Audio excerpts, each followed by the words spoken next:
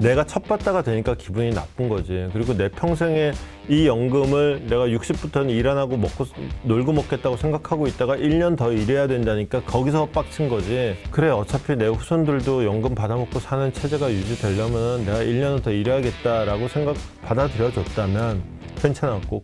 상부 정지부장의 투시경. 어쨌거나 이 모든 상황이 이 트럼프의 관세하고 그 다음에 이제 우크라이나 전쟁하고 맞물리면서 생긴 거예요. 그러니까 우크라이나 전쟁에 다급함이 없었으면은 푸틴이 그래도 왕년에 세계를 호령하던 옛 소련의 후계자를 자임하는 사람이 이렇게 가오떨어지게 시진핑한테 저렇게 쪼르륵 달려가가지고 강아지 꼬랑지 흔들듯이 그렇게 안 합니다. 푸틴이 원래 악명 높은 게 국제회의에서 지각 대마왕으로 유명해요. 이번에 지각한다는 얘기 단 한마디도 없잖아요. 심지어 이동하는데 모디 총리하고 차 같이 타고 가요. 어디 얘가 지금 거기 가서 가오 세울 입장이 아니거든. 지금 자기 코가 석자거든. 나 좀 한번 봐주세요 그러고, 아니 내가 지금 잠깐 형님 뒤에 좀 숨어야 되겠어. 지금 형님 동생이 바뀌어 있거든. 자, 그러면 결국 다시 우크라이나 전쟁이 이 모든 것의 출발점, 두 개의 출발점 중에 하나인데, 그 우크라이나전은 물론 러시아와 우크라이나의 싸움이지만 우크라이나의 뒤에는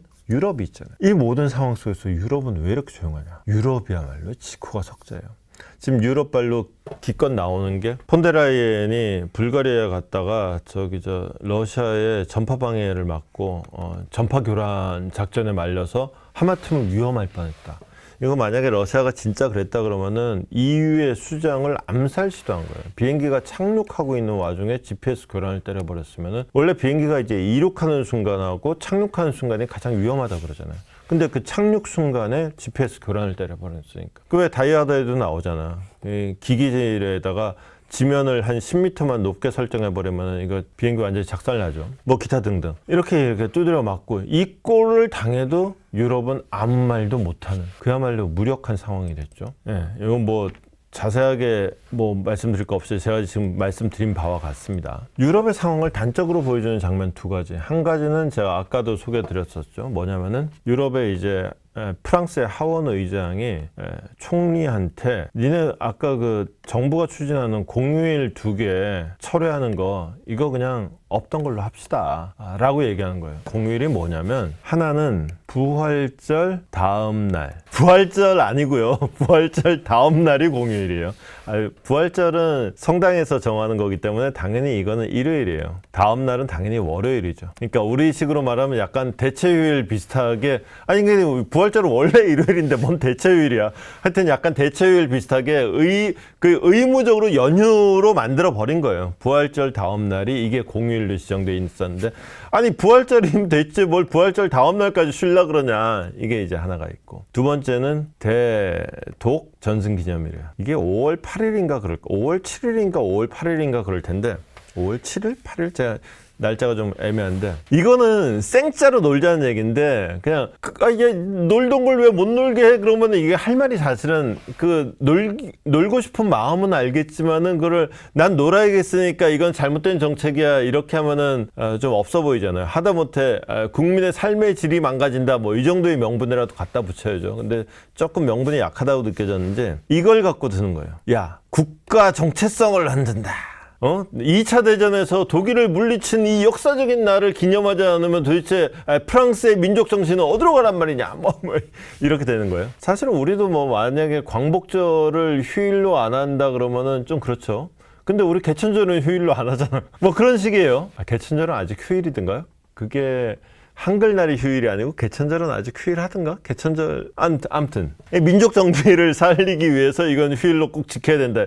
이게 이제 국가 정체성 문제로 하고 있는 거예요. 핵심은 근데 뭐냐, 사실 이 휴일 2개 줄이는 게 뭐 이렇게까지 총리가 예컨대 여기서 휴일 2개 줄이는 거 없애면 그럼 총리가 살 수 있냐? 총리 불신임을 걸 정도로 이게 그렇게 중요한 문제냐?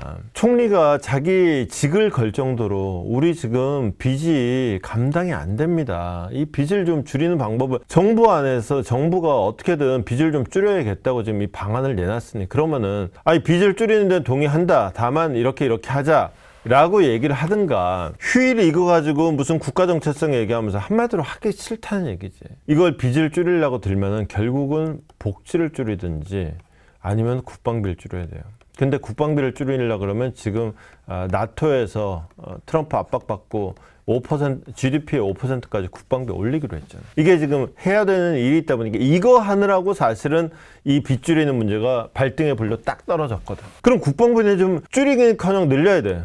그럼 답은 하나밖에 없지. 복지 비용을 줄여야 되지. 근데 아시다시피 프랑스는 전통적으로 좌파의 그 역사와 전통이 깊어요. 그 복지 비용을 줄이더니 말 같지도 않은 소리. 그리고 세상에 어느 국민이 지금까지 있던 복지를 오늘까지는 그냥 뭐 이렇게 주던 복지 혜택을 내일부터는 안 주겠다 그러면은 하다못해 그냥 일반 회사에서도 난리 납니다. 뭐 데모까지는 안 하더라도 수근수근 하면서 막 뒷담화 장난 아니고 사장님이 이거 회사 분위기 왜 이래? 라고 할 정도의 야 그거 얼마나 되는데? 그래서 돈이 크긴 크구만. 그러면은 뭐 직원들과의 만남이라도 한번 추진한다 할지 뭐 이 정도는 돼야 되는 일이 생기는 게 이런 건데, 하물며 좌파 전통이 깊은 유구한 프랑스에서 복지 비용은 손도 못 댄다. 그러다 보니까 이제 또 정부가 이제 물러나야 되는 이런 상황이 되는 거죠. 정부가 물러나거나 말거나, 야, 이 정부가 무너지면 나의 기회가 열리는구나 라는 사람도 있어요. 참고로 이 양반은 이제 출마도 못해요. 그래서 출마할 수 있는 바르델라라고 이 양반하고 좀 맨날 사진 같이 찍히는 젊고 잘생긴 남자 하나 있어요. 이렇게 자기가 후견인하고 대신에 출마시킬 사람까지 내놓고 있어요. 정부가 무너지는 말든. 그러니까 정치라는 게 이렇게 망가지고 있는 거다. 정부가 무너지면은 사실은 프랑스가 지금이 5공화국이죠. 뭐 헌법을 프랑스도 역사 이래로 여러 번 바꿨어요. 여러 번 바꾸면서 얘들도 워낙 우리는 참 3명만 모여도 혁명을 하는 나라다 보니까 나라가 너무 많이 뒤집힌다. 그래서 엔간히 뒤집혀도 괜찮도록 안정성을 많이 기여를 했어요. 그래서 아무리 정부가 뒤집어져도 대통령은 지장을 안 받아요. 대통령이 그래서 유례 없이 길죠. 7년에다가 재임할 수 있어서 14년을 할 수 있는 대통령이기 합니다. 그래서 대신에 총리를 지명하고 정치적으로 총리가 책임지는, 그래서 이번에도 총리가 이제 신임을 하고 총리가 사퇴를 해서 대통령이 이제 새 총리를 임명을 해야 되는. 근데 새 총리를 임명한다고 한들 기존 총리가 불신임 당한 마당에 뭐가 되겠느냐. 그리고 이 모든 게 사실은 시발점은 마크롱이에요. 경제에서 이제 증세는 민주국가에서 절대 얘기 안 합니다. 누가 세금 더 내라 그러면 누가 좋다 그래요. 이거는 일단 필요한 일인데 아무도 말을 안 하기 때문에 일단 이건 빼고요. 근데 감세에 대해서는 논란이 많아요. 감세를 하면 일단 인기가 좋아요. 세금 안 내니까. 근데 감세가 논쟁의 핵심은 이거예요. 경기 회복 또는 경제 성장에 도움이 되느냐 또는 안 되느냐. 이거는 논란이 많아요.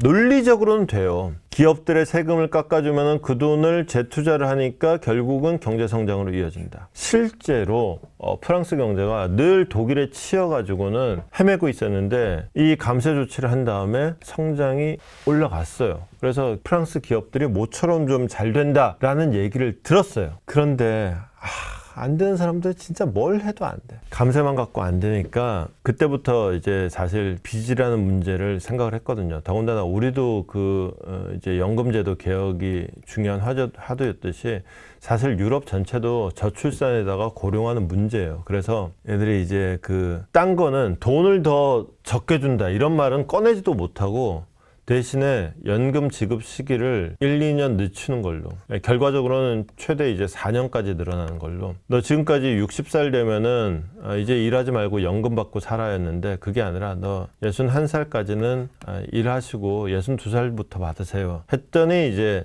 들고 이래. 이게 이제 무슨 노란 조끼 그래가지고는 막 몇백만 명이 거리에, 결국은 그 난리를 지기니까 달래줘야 될 거 아니에요.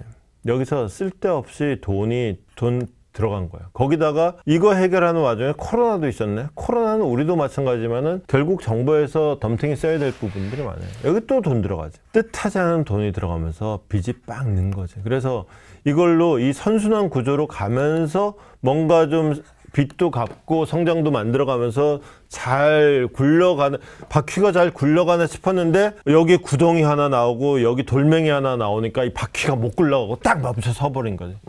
그러고 났더니 왠가 흙더미가 수레 위에 쌓여가지고 더 안 굴러가게 되는 거예요. 이 지금 상황이에요. 그러니까 이제는 방법 없다. 이 흙더미를 덜어내는 수밖에 없다. 그랬더니만은 이 흙더미를 왜 우리가 덜어내야 되냐며 애시당초에 이 감세 자체가 부자 감세였다고 이게 이 경제 성장이나 경기 회복으로 가는 고리 자체가 말이 안 되는 거였다고 이러고 나오는 거예요. 그러고 나오는 게 이제 감세 자체가 말이 안 된다고 나오는 게 이게 좌파의 사회민주당 계열의 좌파 계열이고 또 반대쪽에서는 아니 이게 이 모든 게 다 이민 때문이야.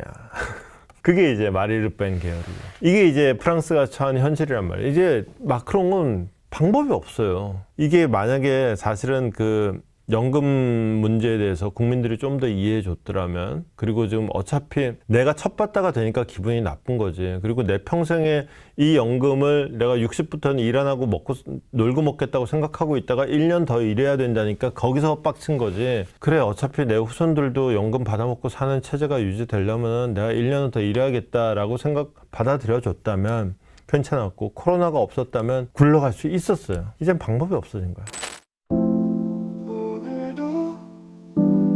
밝혀본다 두시경 너머의 진실 복잡한 세상 단 하나의 눈 기자의 시선이